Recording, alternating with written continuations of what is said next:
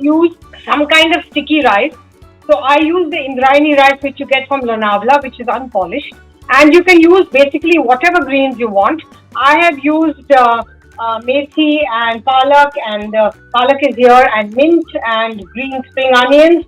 But any kind of greens will do. In addition, you can add a little bit of mirchi for taste. I have barista, I have raw onions, lots of dry fruits, I have soft powder, and mixed black masala and black pepper and salt. So this is all that goes into it. It's extremely simple. Everything is pre-prepped of the meal, which forms the basis of the meal. And that, as I said, I balance with the tomato sauce. And then to cool everything down, I have the Tatziki, which I make in an Indian style with grated. I use, from the Isha company, Sadhguru's oil. I like to use this groundnut oil, which is extremely pure. So I cook in this oil and just put a little bit of the oil, not too much. Then I add the garam masala. And of course, you can do it to taste. Just a little bit of the cooked rice. You don't have to do anything. You just cook the rice in the cooker. Okay? And then just add the green spring onions, as much green chili as you want, and spinach. If you get baby spinach, even better. Then you just toss it. Black pepper powder.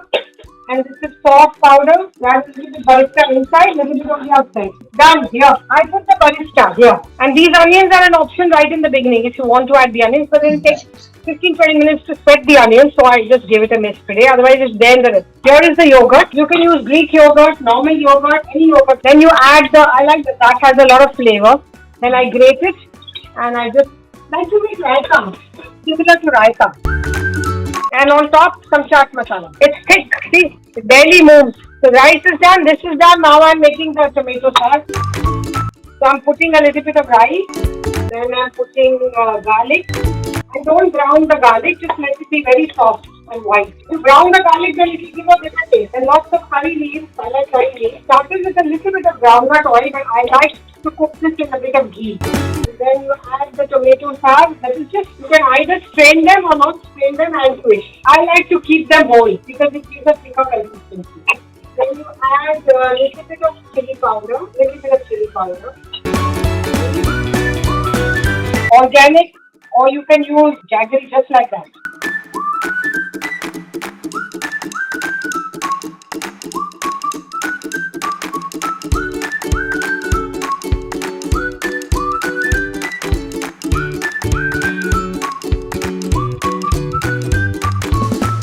The alternative to the rice could be either couscous or barley, but couscous can be made immediately soaked in hot water, but barley has to be soaked overnight. You could also use any kind of millet, stronger millet like quinoa or farro or anything which is more dense. Then you need to use more jaggery in the tomato sauce, in the curry, to balance the taste.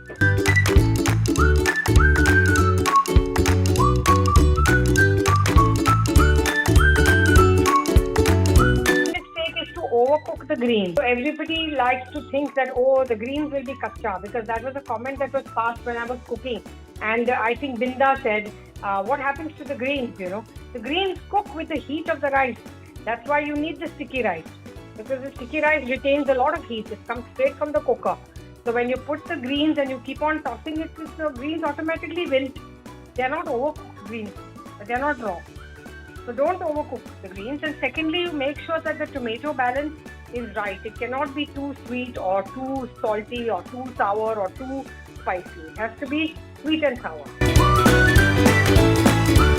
First, I think it's the tomato. So the tomatoes should be red and ripe, and they should be just boiled. And I don't like to puree them. And the balance of the garlic has not to burn.